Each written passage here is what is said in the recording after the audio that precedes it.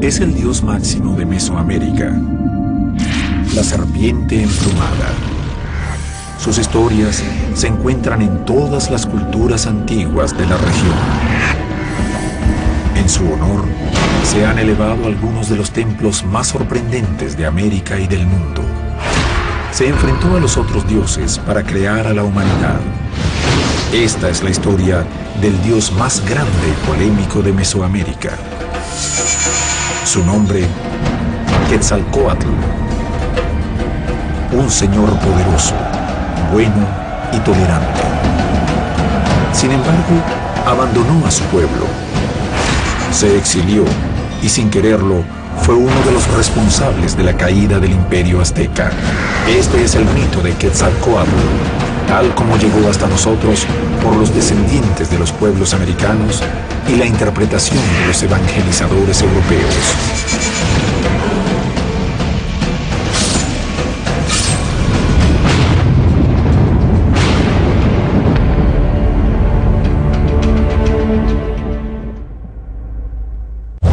Quetzalcóatl ha bajado al Mictlán, el infierno de los aztecas. Sabe que deberá pagar las consecuencias. Allí, los otros dioses han escondido los huesos preciosos que se utilizaron para intentar crear a la humanidad. 4 veces han intentado crear al hombre y en todas han fracasado. La mayoría ya se ha resignado, pero Quetzalcóatl no. Él es el responsable de terminar la creación que ha comenzado su padre y no está dispuesto a bajar los brazos. Nadie jamás ha podido detenerlo, ni siquiera la muerte. Quetzalcóatl era un hombre y un dios, lo cual lo hace doblemente complicado. Era la figura divina y humana más polifacética de la cultura mesoamericana. Como Dios, está siempre relacionado con la creación. Quetzalcóatl se conoce como el padre, como el héroe civilizador, como el héroe cultural, el que da el maíz a los hombres. Es un ser poderoso, inteligente y capaz de triunfar en donde los otros dioses ya han fracasado. Quetzalcóatl es un grave problema. ¿Por qué? Porque se confunde por una parte el mito, por otra parte la leyenda y por otra parte la historia. Quetzalcóatl es hijo del primer dios, Tonacatecutli, el señor de la creación. La mitología narra que el gran dios sopló y dividió el cielo de la tierra. De ese soplido creador es que nace Quetzalcóatl. Quetzalcóatl tiene 3 hermanos más. Los 4 dioses deberán terminar con la creación que ha comenzado su padre. Este dios, que algunas veces le llaman el dios ocioso, que una vez después de crear a sus 4 hijos se retira a lo más alto del cielo y prácticamente no interviene en la vida de los humanos.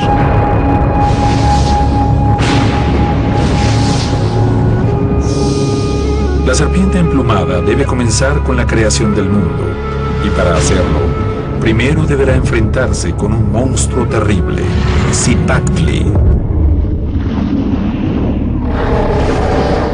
Todos los mesoamericanos tienen esta figura que está labrada en los monumentos como si fuera un gran saurio fantástico, ¿no? Como si fuera entre un dragón, un cocodrilo.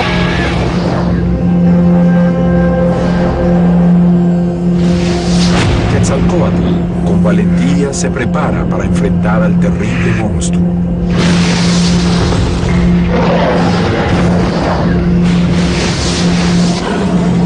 Una entidad primigenia, una entidad andrógina, tenía masculino y femenino. Zipactli es una bestia voraz, primitiva. Es la única criatura marina y su tamaño es gigante. Es una antigua diosa y está dispuesta a devorar lo que se le interponga en su camino. Quetzalcóatl y su hermano mayor, Tezcatlipoca Negro, deben enfrentarla y matarla.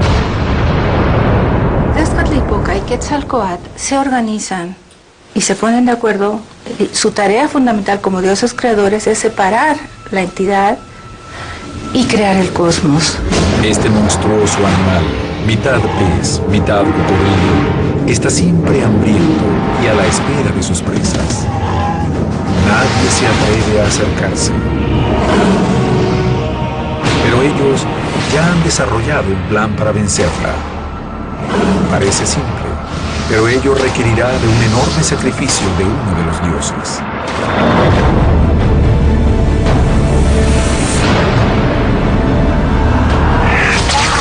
Tezcatlipoca ha decidido cortarse un pie y lo arroja como carnada a las aguas.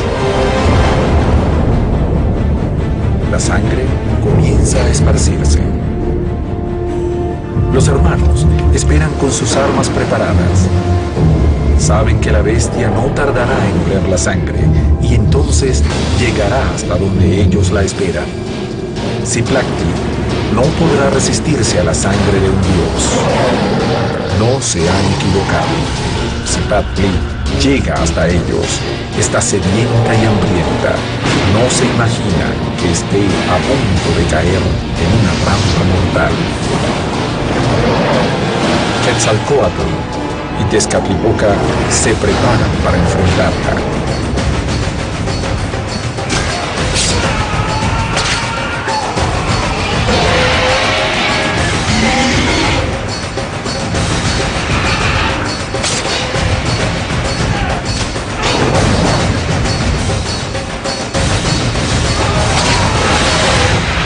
Y los dos dioses saltan sobre ella.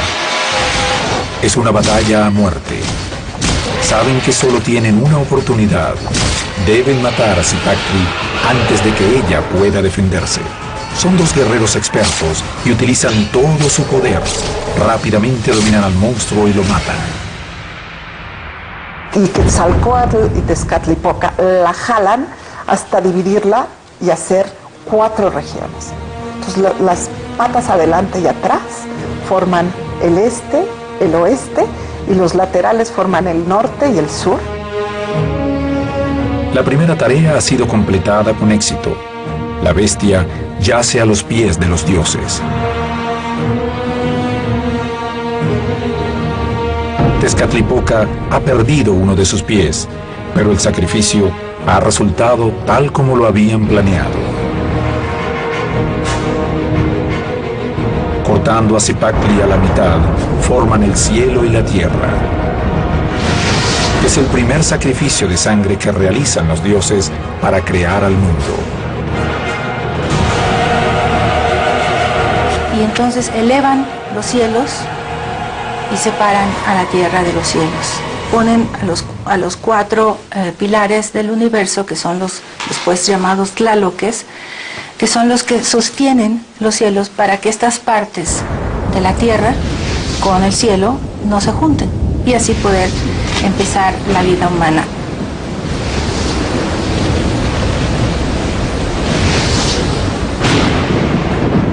Quetzalcóatl y sus hermanos acaban de construir al mundo tal como su padre, Tonacatecutli, lo ha ordenado. Ese tiempo es perecedero y depende de que esta tierra esté alimentada por la sangre y los corazones de los hombres. Entonces, cada batalla la alimenta. El gran Dios creador está contento con la tarea que han comenzado a realizar. Quetzalcóatl se ha mostrado como un verdadero líder y un auténtico guerrero. La creación del mundo acaba de comenzar.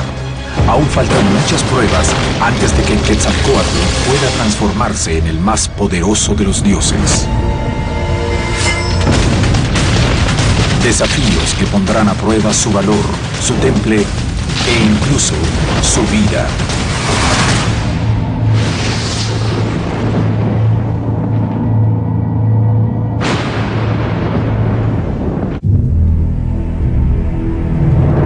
Quetzalcóatl, el gran dios de los aztecas, se encuentra junto a sus hermanos en medio de la tarea de crear al mundo.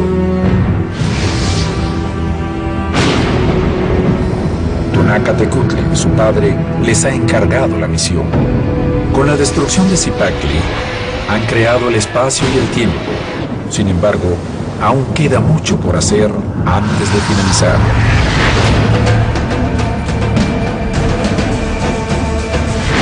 Quetzalcóatl ha demostrado ser un guerrero valeroso. El mundo está vacío. Los hermanos se darán a la tarea de poblarlo. Primero, deberán crear a los dioses, pero esta vez se encargará nuevamente Tonacatecutli. Los dioses primigenios van a parir un enorme cuchillo de pedernal, un tecpat, un inmenso tecpat. Van a parir, es un parimento celeste, sale del cielo y se estrella contra la tierra. De ahí saldrán 1600 dioses. Y sin embargo, esto por supuesto tiene una carga simbólica. Es un múltiplo del número básico que van a manejar, que es el 20.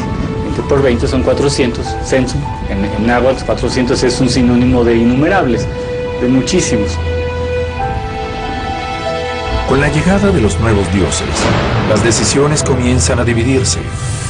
Pero claramente, la opinión de Quetzalcóatl prima por sobre el resto.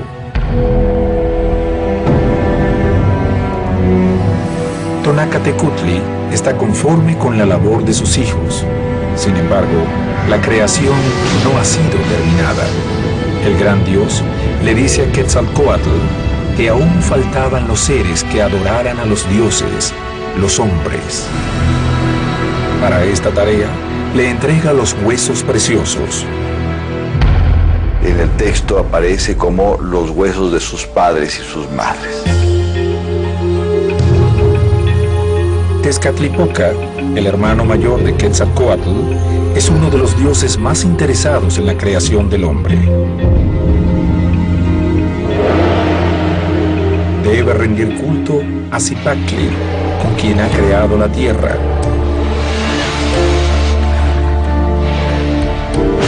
Haber sacrificado a la diosa permitió la creación del tiempo y del espacio.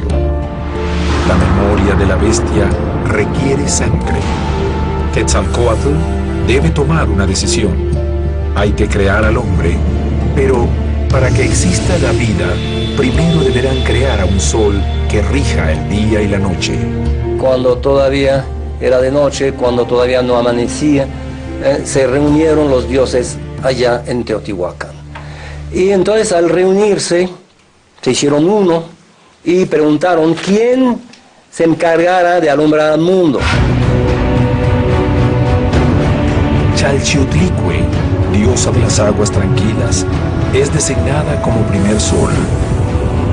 La diosa sube a los cielos, pero moldean mal al primer hombre. Estos son muy pequeños y se les escapan de las manos. Entonces, los transforman en peces. Quetzalcóatl no se da por vencido y junta a los dioses para hacer un nuevo intento. Esta vez, el sol será Ocelotl, el jaguar. Los moldean en barro y les dan la vida. Ahora hacen hombres demasiado grandes y torpes que empiezan a tropezar entre ellos. Al caer, se rompen y forman los cerros, los valles y todo lo que hay en ellos.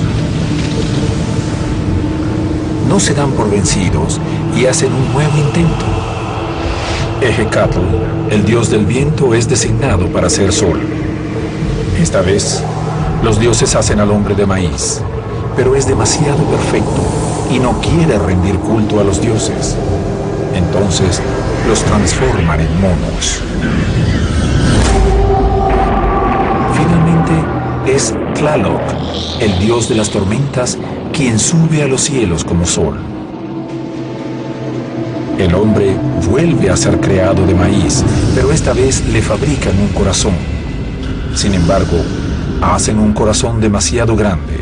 Terminan haciendo a un hombre demasiado bueno y totalmente improductivo. Lo convierten en guajalotes. Después de 4 intentos fallidos, los dioses piensan que han fracasado. y deciden deshacerse de los huesos preciosos para no caer en la tentación de hacer nuevamente al hombre. Para asegurarse que nadie vuelva a tener acceso a los huesos preciosos, se los entregan al señor del Mictlán. Los dioses han fracasado. Sin embargo, Quetzalcóatl no está de acuerdo. Él no piensa rendirse y comunicarle la derrota a su padre. Porque de él depende en muchos casos la extracción de lo que está en el otro mundo, en el mundo de los dioses, para ser puesto en la superficie de la tierra. Quetzalcóatl decide hacer un intento más, pero esta vez él mismo creará a los hombres. Quetzalcóatl baja al Mictlán, que es la región de los muertos, donde habita Mictlantecutli, que es el dios de la región de los muertos, para sacar de ahí los huesos de los hombres de otras edades. El quinto intento por crear a la humanidad será una tarea exclusivamente suya. Sin embargo, hay un problema con el que Quetzalcóatl no ha contado. No será nada sencillo recuperar los huesos preciosos. Quetzalcóatl tendrá que bajar los 9 planos del inframundo en busca de los huesos sagrados, y para ello tendrá que pedir primero el permiso del Señor de los Muertos. Sin perder tiempo, Quetzalcóatl decide descender al Mictlán y exigir a Mictlantecutli que le regrese los huesos preciosos. Primero le dirá que sí y después se arrepentirá de hacerlo y le pondrá primero, por supuesto, una serie de pruebas. Esto es universal. Todos los seres o benefactores de la humanidad que viajan al inframundo están obligados a pasar toda una serie de pruebas para obtener lo que buscan.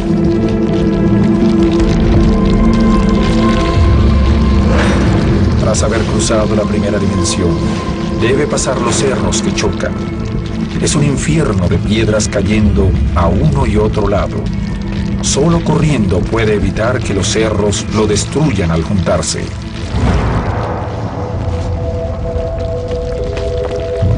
Estos héroes que se introducen, cuando salen fortalecidos, porque justamente entrar al mundo subterráneo requiere de una capacidad y de una experiencia que los hace más fuertes al momento de salir.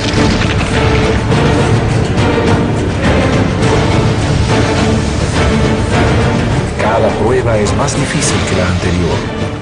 Quetzalcóatl continúa avanzando por el mundo de los muertos. Sin embargo, aún está por llegar. Cada vez se encuentra más cerca de su objetivo.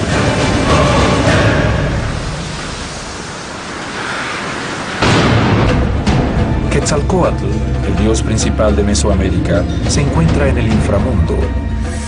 Su misión es recuperar los huesos preciosos para crear a la humanidad. El resto de los dioses los han ocultado en lo más profundo del Mictlán para que nadie más los utilice. La serpiente emplumada no está de acuerdo con la postura de sus iguales. Ya ha superado la mitad de los desafíos que se le han impuesto. Mictlantecutli, el señor del Mictlán, lo aguarda junto a los huesos. Quetzalcóatl está a punto de llegar.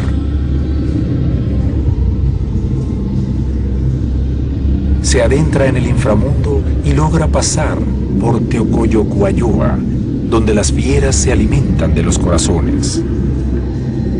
Finalmente, llega al sitio en donde las almas encontraban el descanso anhelado, el lugar más profundo. Quetzalcóatl penetra en el inframundo y le pide los huesos a Mictlantecutli.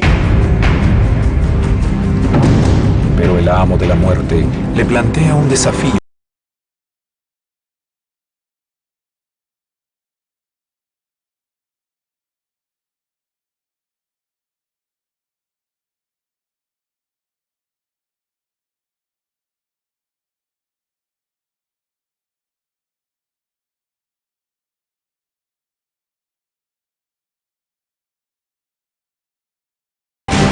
las abejas que se introducen en el caracol, y con eso logran tocar, burlar la prueba de Mictlantecutli, que además había sido una prueba tramposa.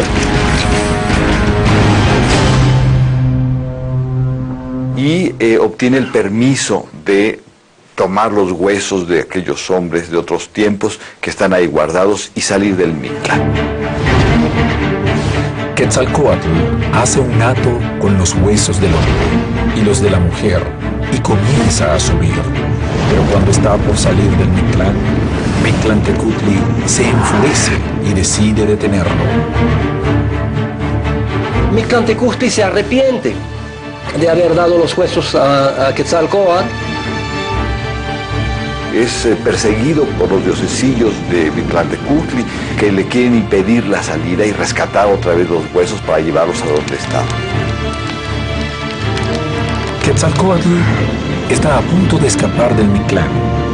Entonces, Mictlantecutli ordena que cabe en un agujero profundo y manda a las codornices para que lo distraigan y lo hagan caer en la trampa.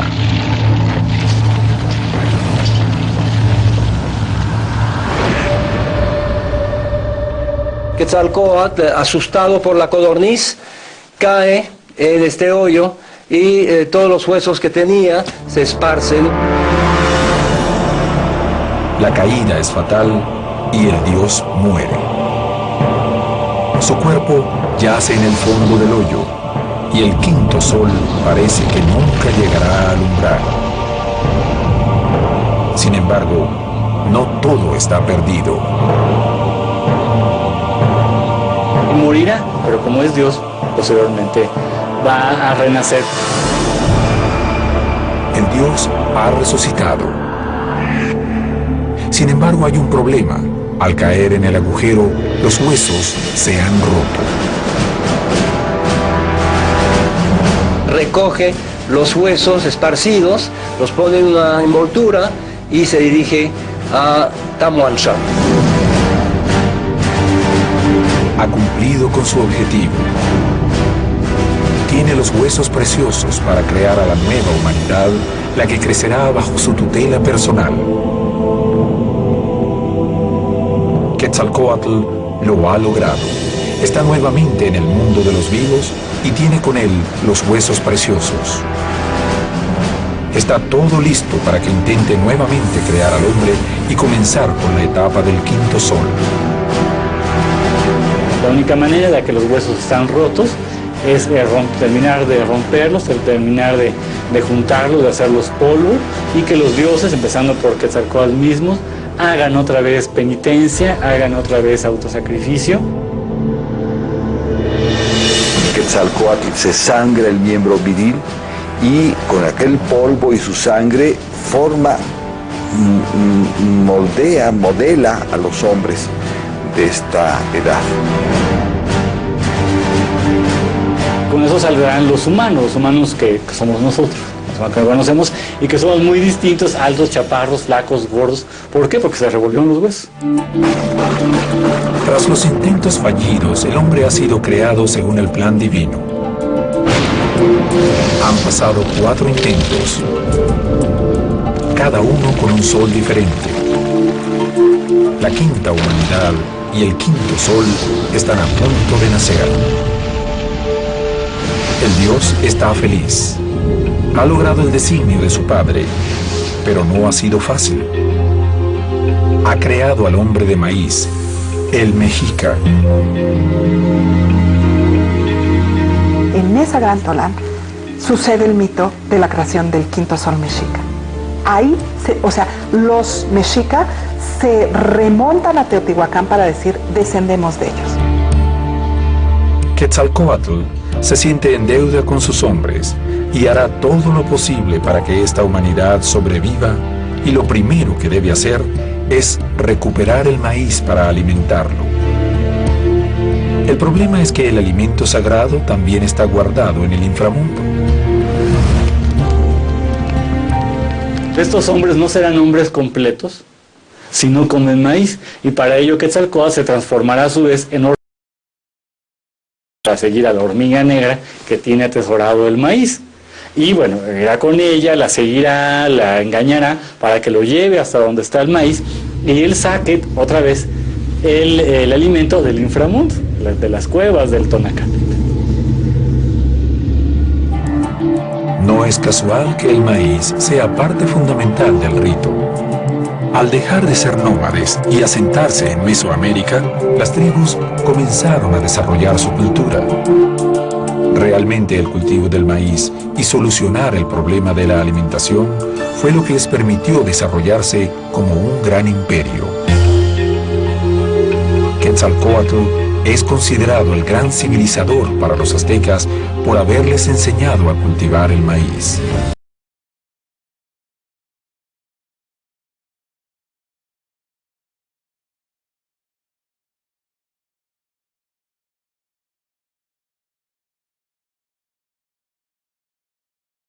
Quetzalcóatl funda la ciudad de Tula o Tolán.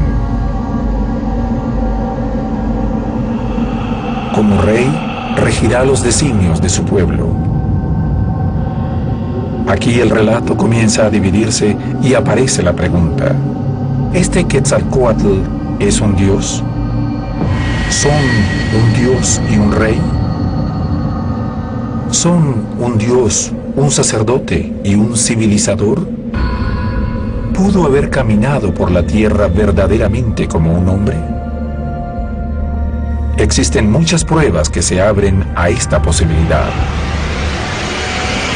Tula es el lugar paradisíaco por excelencia y todas las bondades y riquezas de ahí que podía imaginar el mundo mesoamericano tienen cabida en Tula.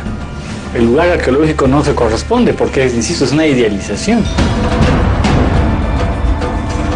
Se ha intentado ubicar a la mítica ciudad de Tula dentro del mapa. Arqueólogos y antropólogos creen que fue un lugar concreto, una ciudad realmente cercana a Tenochtitlán, la capital del Imperio Azteca. Esa Teotihuacán que conocemos, entre la pirámide del Sol y de la Luna, ahí nació el quinto sol. Lo que pasa es que las fuentes históricas también llaman a Tula, de Quetzalcóatl, Tolán, pero eso no quiere decir que Teotihuacán no haya sido Tolán, ahora lo sabemos. La ciudad de Teotihuacán significa en náhuatl la lengua de los aztecas, el lugar en donde fueron hechos los dioses.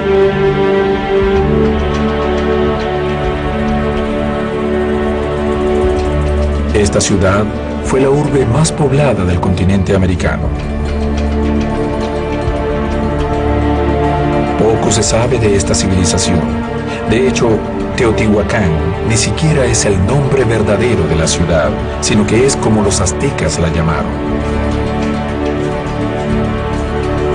Los misterios sobre este lugar son incontables. Entre ellos figura el de su desaparición. Pero así como un día fue el centro más importante de América, en algún momento su población la abandonó para siempre, convirtiéndola por miles de años en una ciudad fantasma. ¿Podría tratarse de la ciudad gobernada por Quetzalcóatl? Si bien es difícil de decir, es claro que una de sus tres construcciones más importantes es un templo erigido en honor de este dios. Teotihuacán fue una ciudad enorme, o sea, en su tiempo, ¿no? En el 300 de nuestra era, más grande que Roma. Era posiblemente la ciudad más grande del mundo.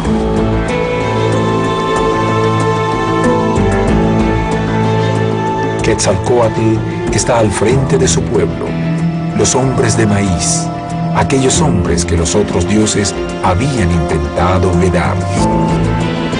De alguna manera, la imagen de Quetzalcóatl es el modelo a seguir por los hombres. Él busca redimirse a través del autosacrificio. Su vida gira en torno a sus creaciones. Sin embargo, algunos dioses no ven con buenos ojos las actividades de Quetzalcóatl. Especialmente, hay una medida que genera un escándalo con el resto de los dioses. Quetzalcóatl Quetzalcóatl prohíbe los sacrificios humanos.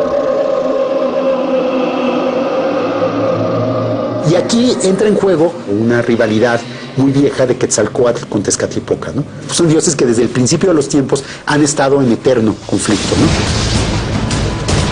Tezcatlipoca Negro nunca ha perdonado a su hermano. En la misma creación del mundo, él ha ofrecido su pie para matar a Zipactli, pero Quetzalcóatl se ha quedado con el triunfo. La envidia de su hermano ha estado guardada por años. Es hora de la venganza.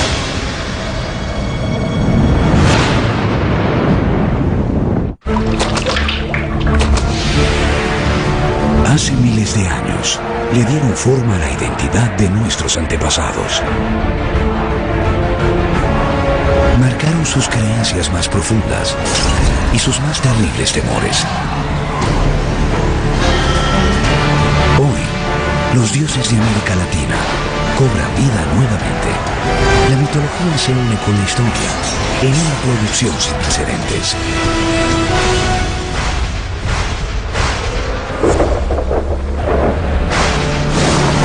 Batalla de los Dioses. Estreno esta noche por History.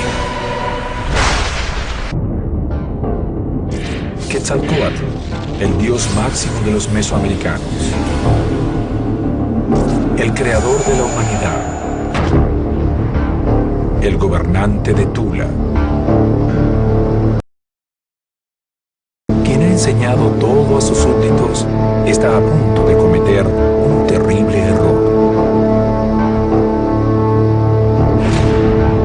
Quetzalcóatl ha suprimido los sacrificios humanos y para los dioses es intolerable.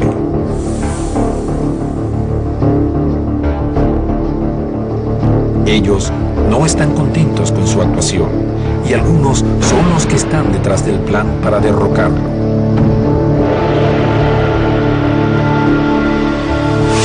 Ha contradicho la voluntad de los dioses de volver a crear a los hombres y después se ha dedicado más a ellos que a su familia.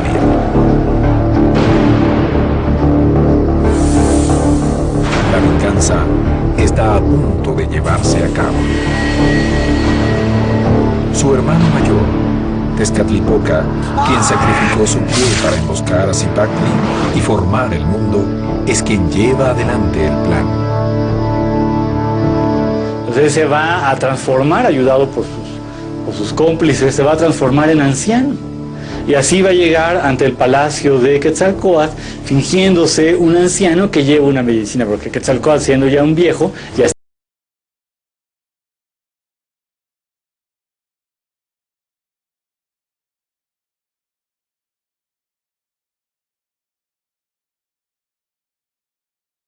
sobre Tolan, es engañado por Tezcatlipoca.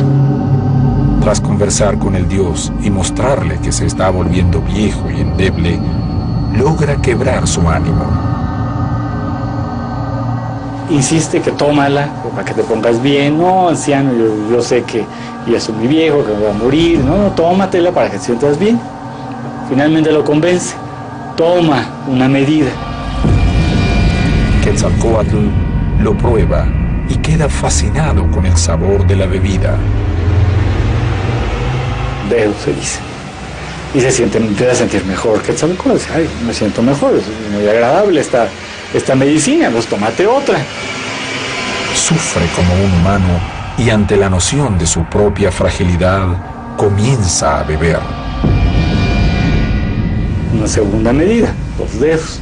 Va sintiendo mejor, va sintiendo un cierto calorcito, siente chapeadito, se le van coloreando las mejillas, siente un poco más erguido. Inmediatamente pide más y su copa se llena una y otra vez. Y así va hasta tomar 4 medidas, otra vez el número sagrado. Hasta que termina el cántaro entero que Tezcatlipoca lleva consigo. El alcohol no tarda en hacer efecto. Con esta bebida que no es otra sino el pulque sagrado, que incluye también hongos alucinantes en la bebida para que el embriague sea mucho más fuerte, Quetzalcóatl entra en estado eufórico. El pulque Es una bebida alcohólica que se fabrica a partir de la fermentación del jugo o aguamiel del agave o maguey. Es la bebida alcohólica más tradicional del centro de México. Su consumo prevalece en las zonas rurales y en menor medida en las ciudades del centro del país. En estado de ebriedad, Quetzalcóatl recorre sus tierras cometiendo actos de los que no es consciente. Ya se siente joven otra vez, se siente muy bien y pues tiene apetito sexual nuevamente. Entonces lo que hacen es llevarle a una mujer dedicada al culto sagrado.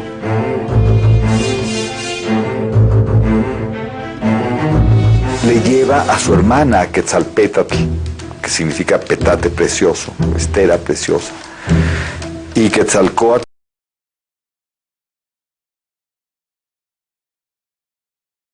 sexo con su hermana, lo cual, bueno, contraviene toda una vida de virtud, de castidad, de ayunos que Quetzalcóatl había tenido desde siempre. A la mañana siguiente, Quetzalcóatl es consciente de lo que ha hecho y se avergüenza enormemente. Ha quebrantado todas las normas que él mismo impuso. Es hacerse como flojos, débiles y dejarse perturbar por las mujeres, por el licor y por las riquezas. Tezcatlipoca ha logrado su objetivo. Quetzalcóatl se encuentra realmente apenado por su noche de locura. Debe enfrentar a su pueblo y brindarles una explicación. El problema es que no tiene ninguna excusa. Cuando busca al anciano que le ha dado el pulque, este ha desaparecido. Lleno de vergüenza, Quetzalcóatl ha decidido enfrentar a su pueblo para darles un anuncio. Ya no es digno de ocupar el lugar que le pertenece. Y después de eso, pues Quetzalcóatl se va en desgracia y avergonzado de sus hechos. Se dice que llora terriblemente, que se va alejando, sube una montaña, voltea, ve su ciudad arrumbada, destruida y empieza a llorar. Quetzalcóatl, el gran Dios, el creador, el maestro, el soplo de vida, se va y deja a su pueblo solo. Sus servidores lo miran cargar la serpiente dorada en la que emprenderán el viaje.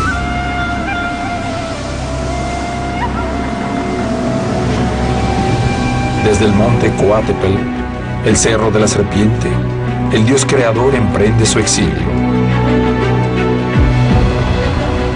Es el lugar desde el que se despide de su tierra, la última vez que está en contacto con su pueblo. Pero existe el punto exacto desde donde Quetzalcóatl habría partido.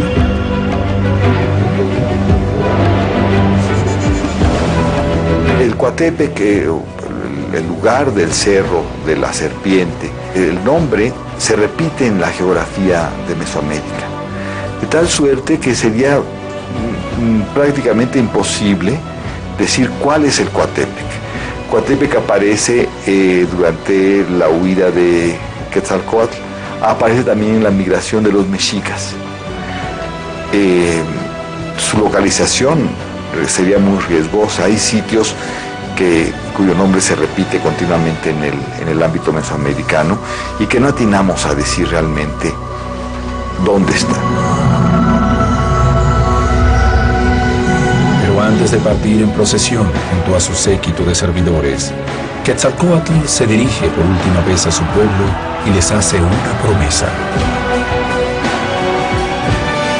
Les da una esperanza que con el tiempo se transformará en la peor de las paradojas.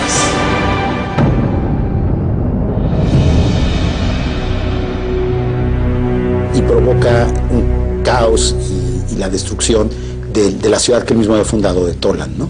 Y promete volver. Quetzalcóatl parte, haciendo una promesa. Algún día regresará para reclamar sus posesiones. En su barca por el mar, se dirige hacia el horizonte. Él va a un lugar que es Tlilan Tlapala. Más que un lugar, es el momento en el que el sol sale por el horizonte, donde cambia de lo negro a lo encarnado, donde pasa el color. Parecería que una de las posibilidades es que sea este lugar al que va, por eso llega hasta la costa y se embarca, porque el horizonte está para allá, o sea, tiene que seguir. De esta manera, Quetzalcóatl se transforma en la estrella más brillante, aquella que precede todos los días a la caída del sol y en la madrugada anuncia el fin de la noche, Venus. Quizás la fuente de inspiración de Quetzalcóatl deriva directamente del planeta Venus, ¿sí? El hecho de que este planeta sea un planeta interno y que en ocasiones aparezca como estrella matutina o en otras ocasiones como estrella vespertina, ha creado esta dinámica de Quetzalcóatl de que se va, aparece, reaparece. Y esa es la función de Venus como estrella matutina en la mitología mesoamericana, es abrirle el camino al sol para que éste emerja del mundo de las tinieblas, que emerja del inframundo. El Dios que creó la humanidad y le enseñó a los hombres a plantar maíz es esperado por su pueblo. Pero quienes llegan desde el este no vendrán a continuar su legado, sino que traerán el fin del pueblo azteca.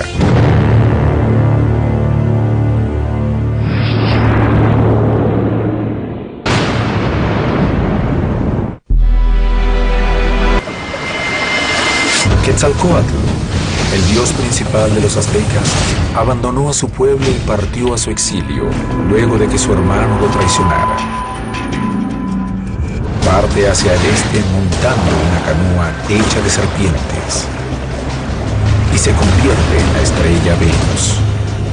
Pero antes de partir, ha prometido regresar de la misma manera que también lo ha prometido el dios que miles de años después ingresó en el continente de la mano de los europeos.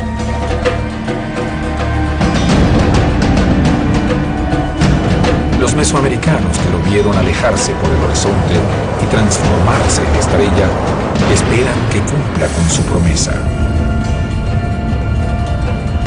Hacia allí, a ese punto, miraron por siglos, aguardando aquel prometido regreso. Hasta que un día creyeron verlo bajar del cielo y retomar el camino por el mar. Lo veían regresar exactamente por el mismo punto en que sus ancestros lo habían visto partir. Al menos, eso fue lo que creyeron quienes fueron testigos de la visión. Aquí la historia es muy oscura. La presencia, digamos ya física, real del conquistador se presta a muchos deslices en cuanto a la interpretación. Viene de no sabemos dónde y que además ha aparecido misteriosamente en las costas, navegando en unas casas que flotan y que ni más ni menos vienen del mar. Moctezuma, el rey de los aztecas, se prepara para recibir a Quetzalcóatl, que tal como ha prometido, regresa del poniente. Pero para los españoles que llegaron con la evangelización, su figura se confundió con la de otro personaje de la Iglesia Católica, el apóstol Santo Tomás. Si Cristo había ordenado a sus apóstoles que predicaran a todos los hombres y no habían llegado a conocer a estos hombres, entonces pues algo había fallado. O estos no eran hombres, que era una posibilidad, o Cristo había dado una orden incompleta, o la mejor opción era si eran hombres y en efecto habían recibido una evangelización como Cristo había ordenado, y entonces la figura para eso era Santo Tomás.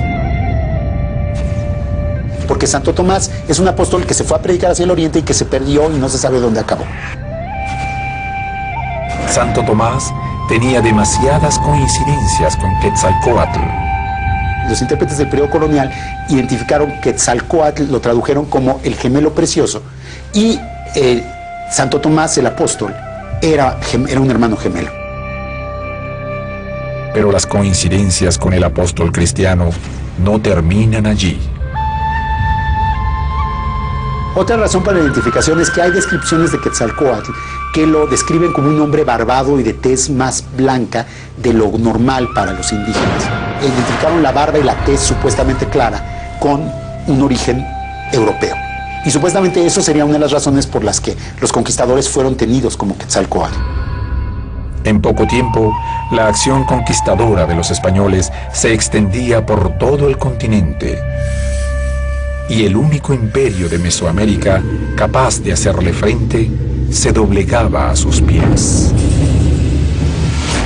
Quetzalcóatl, el dios más grande de Mesoamérica, cerraba el círculo de la dualidad.